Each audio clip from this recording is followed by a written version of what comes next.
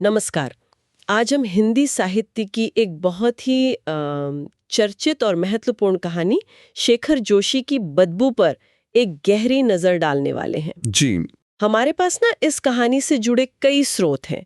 कुछ आलोचनात्मक लेख हैं, एक व्याख्यान का अंश भी है, और हाँ, कहानी का मूल पाठ तो है ही। तो इन सब के आधार पर हम कोशिश करेंगे कि बदबू के मर्म तक पहुंच सकें। बिल्कुल, एक जरूरी कहानी है ये। और हमारा खास मकसद ये समझना है कि इस कहानी की संवेदना, मतलब इसका जो भावनात्मक आधार है, और इसका शिल्प यानी इसकी बनावट, वो कैसी है। और ये चर्चा देखिए विशेष रूप से उन श्रोताओं के लिए बहुत उपयोगी होगी जो यूपीएससी की परीक्षा में हिंदी साहित्य विषय के साथ तैयारी कर रहे हैं। हाँ, ये जरूर ध्यान में रखना चाहिए। यूपीएससी के लिहाज से ये कहानी काफी महत्वपूर्ण है। क्योंकि बदबू सिर्फ एक कहानी भर नहीं है, ये तो औद्योगिक माहौल में मजदूरों का जीवन, उनका शोषण, उसकी हकीकत, और उस सब के बीच आप कह सकते हैं इंसानियत के बचे रहने के संघर्ष का एक आईना है। तो चलिए इस कहानी की परतों को खोलना शुरू करते हैं। जी बिल्कुल। तो शुरुआत करते हैं कहानी की संवेदना से। आखिर इस कहानी के केंद्र में कौन सी भावना है, मतलब इसका मूल स्वर क्या है? देखिए, इस कहानी की जो मूल संवेदना है वो है औद्योगिक परिवेश में काम करने वाले मजदूर वर्ग की गहरी पीड़ा। उनके जीवन की जो जो कठिन, नीरस और घुटन भरी सच्चाई है, और उस शोषण के खिलाफ उनके अंदर जो एक दबा हुआ लेकिन हाँ जिंदा प्रतिरोध है, वही इस कहानी का आधार है। अच्छा। कहानी उस खतरे की तरफ भी इशारा करती है जहां इंसान धीरे धीरे अपने परिवेश का आदी होकर एक तरह से मशीन की तरह संवेदनहीन बनता जाता है, अपनी अपनी मानवीयता खोने लगता है। यानी मनुष्यता को बचाए रखने की जद्दोजहद। बिल्कुल, जैसा कि हमारे स्रोतों में भी उल्लेख मिलता है। शेखर जोशी जी यथार्थ के बहुत ही संवेदनशील कथाकार माने जाते हैं, और बदबू उनकी इसी संवेदनशीलता का आप कह सकते हैं प्रमाण है। ये कहानी एक तरह से इंसान को मशीन बनने से बचाने की, उसकी अपनी पहचान, अपनी महसूस करने की क्षमता को बचाए रखने की कहानी है। और वो जो कारखाने का माहौल है, मजदूरों की वो हालत, उसे कहानी में कैसे उकेरा गया है? कहानी फैक्ट्री के उस दम घोटू माहौल को जैसे बिल्कुल जीवंत कर देती है। हर तरफ तेल, ग्रीस, पेंट की एक अजीब सी तीखी गंध फैली हुई है, और वो मशीनों का कान फाड़ने वाला शोर। लेखक बताते हैं कि मजदूरों के चेहरों पर असहनीय कष्टों और दैन्य की एक गहरी छाप थी। उनकी जिंदगी में कोई रस नहीं बचा है, वो बिल्कुल एक रस हो गई है। कहानी में एक बहुत अच्छी तुलना भी है कि उनका जीवन जैसे तालाब में ठहरे हुए जल जैसा है, जिसमें कोई भी नई घटना बस एक कंकड़ फेंक देने जैसी, मतलब क्षणिक हलचल ही पैदा कर पाती है, फिर सब पहले जैसा शांत। इस नीरसता और घुटन के साथ साथ शोषण का जिक्र भी काफी है। क्या कहानी शोषण के अलग अलग रूपों को सामने लाती है? हाँ, शोषण यहाँ कई स्तरों पर मौजूद है। पहला तो है आर्थिक शोषण। तनख्वाह कम है, जरा सी देर हो जाए तो पगार कट जाती है, जिसका सीधा असर घर के बजट पर पड़ता है। छोटी छोटी जरूरतें अधूरी रह जाती हैं। फिर छोटी छोटी गलतियों के लिए भी सख्त सजा है। जैसे वो बुद्धन नाम के एक मजदूर पर सिर्फ बीड़ी पीने के लिए जुर्माना लगा दिया जाता है। अच्छा। और शायद सबसे ज्यादा अपमानजनक है वो गेट पर रोज होने वाली तलाशी। हाँ, वो तलाशी वाला प्रसंग तो वाकई काफी चुभने वाला है, पढ़ते हुए भी महसूस होता है। बिल्कुल, वो तलाशी उनके आत्मसम्मान पर सीधी चोट है। एक मजदूर की टिप्पणी कहानी में आती है जो उनकी बेबसी और अंदरूनी गुस्से को दिखाती है। वो कहता है कि मालिकों को शक रहता है कि कहीं हम टांगों के बीच कुछ बांध कर न ले जा रहे हों, और उनका बस चले तो रोज गेट से बाहर हमारी नागा साधुओं की सी बारात निकाल कर भेजें। तो इस कड़वे व्यंग्य में उनका वो अपमान बोध और गुस्सा साफ झलकता है, भले ही वो उसे खुलकर जाहिर नहीं कर सकते। इतने कठोर और अमानवीय माहौल में फिर इंसानियत का संघर्ष कैसे दिखाई देता है? और यहीं पर शायद कहानी का जो शीर्षक है बदबू, उसका प्रतीकात्मक अर्थ भी सामने आता है। ये पहलू कहानी को खास बना देता है ना? आपने बिल्कुल सही पकड़ा। कहानी में जो बदबू है वो सिर्फ केरोसिन तेल या फैक्ट्री की गंदगी की महक भर नहीं है। इसका अर्थ उससे कहीं गहरा है। ये बदबू दरअसल उस मानवीय चेतना, उस संवेदनशीलता का प्रतीक है जो इस क्रूर, मशीनी और शोषणकारी माहौल में भी खुद को जिंदा रखना चाहती है। कहानी का जो मुख्य पात्र है, नायक, वो शुरू में इस गंध से बहुत परेशान होता है। हाँ बिल्कुल। उसे ये गंध बर्दाश्त नहीं होती। वो बार बार मिट्टी से, तेल से हाथ रगड़कर उसे मिटाने की कोशिश करता है। लेकिन कहानी के अंत में तो वो इसी बदबू को महसूस करके खुश होता है, उसे राहत मिलती है। ये थोड़ा विरोधाभासी नहीं लगता सुनने में? हाँ, पहली नज़र में ये विरोधाभासी लग सकता है, लेकिन ये खुशी असल में इस एहसास से आती है कि उसके अंदर का इंसान अभी मरा नहीं है। उसकी महसूस करने की क्षमता, उसकी चेतना अभी जिंदा है। वो पूरी तरह से इस माहौल का आदी नहीं हुआ है।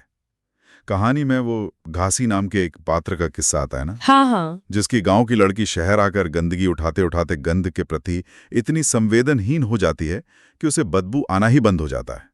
वो बदबू से हाथ धो बैठती है। नायक का अंत में बदबू महसूस कर पाना इस बात का सबूत है कि उसने अभी अपनी मानवीयता से, अपनी संवेदना से हाथ नहीं धोया है। तो ये बदबू एक तरह से जिंदा होने का सबूत बन जाती है, एक पहचान। हाँ हाँ, बिल्कुल। जैसा कि एक स्रोत, एक व्याख्यान के अंश में कहा भी गया है, ये बदबू जिजीविषा यानी जीने की प्रबल इच्छा और हलचल यानी जीवन की गतिशीलता, संवेदना का प्रतीक बन जाती है। इस बदबू का बचे रहना असल में मानवीय संवेदना का बचे रहना है। ये उस प्रक्रिया के खिलाफ एक जीत है जिसे हम व्यवस्था का सामान्यकरण कह सकते हैं। मतलब जब अन्याय और अमानवीयता हमें सामान्य लगने लगती है, हम उसके आदी हो जाते हैं। नायक का बदबू महसूस करना इसी सामान्यकरण के खिलाफ एक भीतरी जीत है। अच्छा, मतलब वे एकजुट होकर विरोध करने की हिम्मत नहीं जुटा पाते, डर हावी रहता है। बिल्कुल, डर बहुत ज्यादा है। इतना ही नहीं, कुछ साथी तो मैनेजमेंट के रिपोर्टर या जासूस बनकर खुद नायक के खिलाफ ही काम करने लगते हैं। उसके खिलाफ एक साजिश भी रची जाती है जब कोई चुपके से उसके टिफिन बॉक्स में नट बोल्ट रख देता है, ताकि गेट पर तलाशी के वक्त वो चोर साबित हो जाए और नौकरी से निकाल दिया जाए। ओह, तो ये क्या दिखाता है? ये उनकी किस स्थिति की ओर इशारा करता है? मतलब इतनी लाचारी? ये मजदूरों की गहरी विवशता, उनके अंदर बैठे डर और उनके टूटते हुए हौसले को दिखाता है। उन्हें लगातार ये खतरा महसूस होता है कि अगर उन्होंने जरा भी विरोध किया तो जो थोड़ी बहुत नौकरी उनके पास है, जिससे उनका और उनके परिवार का गुजारा चलता है, वो भी चली जाएगी। उनका अपना कोई मजबूत संगठन नहीं है जो उनकी आवाज को ताकत दे सके। व्यवस्था ने उन्हें इस हद तक तोड़ दिया है और उनमें वो अलगाव बोध भर दिया है। मतलब वो न सिर्फ अपने काम से बल्कि अपने साथियों से भी कटे हुए महसूस करते हैं कि वे अन्याय के खिलाफ मिलकर खड़े नहीं हो पाते। ये एक तनाव दिखाता है व्यक्तिगत आंतरिक प्रतिरोध, बदबू का बने रहना और सामूहिक कार्यवाही के अभाव के बीच का। ये तो हुई कहानी की संवेदना और उसके भावनात्मक पक्ष की बात। बहुत गहराई है इसमें। अच्छा, अब जरा इसके शिल्प पर आते हैं। शेखर जोशी ने इस कहानी को रचा कैसे है? इसकी बुनावट, इसकी कारीगरी कैसी है? चलिए जरा इसकी बनावट को समझते हैं। हाँ, शिल्प। देखिए, शेखर जोशी जी का शिल्प बहुत ही सदा हुआ और संयमित माना जाता है। जैसा कि कुछ आलोचक कहते भी हैं, वे दबे पांव चलने वाली कहानियां लिखते हैं। इसका मतलब यह है कि उनकी कहानियों में घटनाएं या भावनाएं बहुत धीरे धीरे, बिना किसी शोर शराबे या मेलोड्रामा के विकसित होती हैं, लेकिन पाठक पर उनका असर बहुत गहरा पड़ता है। अच्छा, दबे पांव चलने वाली कहानियां। हाँ, वे कम शब्दों में बिना किसी फालतू विस्तार के बड़ी गहरी बात कह जाते हैं। उनकी कहानी कहने की शैली में एक अद्भुत कलात्मक संयम है। वो यथार्थ को दिखाते हैं, लेकिन उसमें ना तो कोरी भावुकता होती है, ना ही कोई सीधी नारेबाजी। बस दिखाते हैं, महसूस कराते हैं। और कहानी के संवाद, उनकी क्या खासियत लगती है? संवाद इस कहानी का एक बहुत मजबूत पक्ष है मेरे ख्याल से। वे बहुत छोटे छोटे हैं, लेकिन बहुत तीखे और यथार्थ को सीधे उजागर करने वाले हैं। जैसा एक विश्लेषण में कहा गया है, पात्र कई बार तो सिर्फ आंखों से ही बात कर लेते हैं, या फिर उनकी बातें एक दूसरे को हतोत्साहित करने वाली होती हैं। संवादों में फैक्ट्री का तनाव, मजदूरों की बेबसी और कभी कभी उनका वो दबा हुआ गुस्सा साफ महसूस होता है। कोई उदाहरण देकर समझाएंगे? जरूर। जैसे कहानी की शुरुआत में जब नायक के हाथों में पेंट लग जाता है और वो उसे छुड़ाने के लिए परेशान है, तो एक पुराना मजदूर साथी बड़ी सहजता से कहता है, ऐसे नहीं उतरेगा मास्टर, आओ तेल में धो लो। ये छोटा सा संवाद नायक को फैक्ट्री की कठोर सच्चाई से पहली बार रूबरू कराता है। एक तरह से दीक्षा है ये। हाँ। फिर जब नायक बिगी पीने वाले मामले में बुद्धन का पक्ष लेता है और चीफ साहब के सामने थोड़ी दृढ़ता दिखाते हुए कहता है, ऐसा कोई खतरनाक काम तो मैंने नहीं किया साहब, ये उसके अंदर के प्रतिरोध की पहली हल्की सी झलक देता है। एक और उदाहरण है जब एक बुजुर्ग मजदूर नायक को नसीहत देता है, नौकरी में तो नौकर की ही तरह रहना चाहिए। वो समझौतावादी सोच। बिल्कुल। ये संवाद उस मानसिकता को दिखाता है जो व्यवस्था से पूरी तरह समझौता कर चुकी है, जिसने अपनी लड़ने की इच्छा शायद खो दी है। और वो बबुआ की टोपी वाला संवाद, जब मैंने कहानी पढ़ी थी, उस संवाद ने मुझे बहुत अंदर तक छुआ था।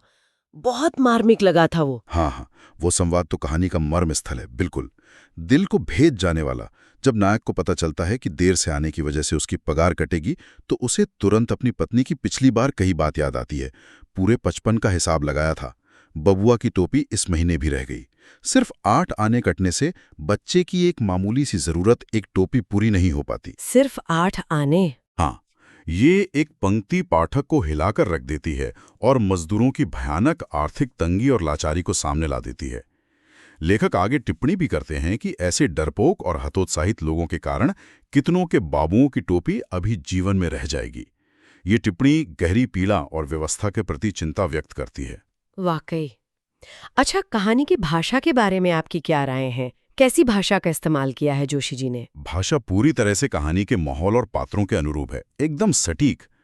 तेल, grease, oil, paint, caustic, machine, siren, gate, chief साहब जैसे शब्द बार बार आते हैं और फैक्ट्री को उस माहौल को प्रामाणिक बनाते हैं।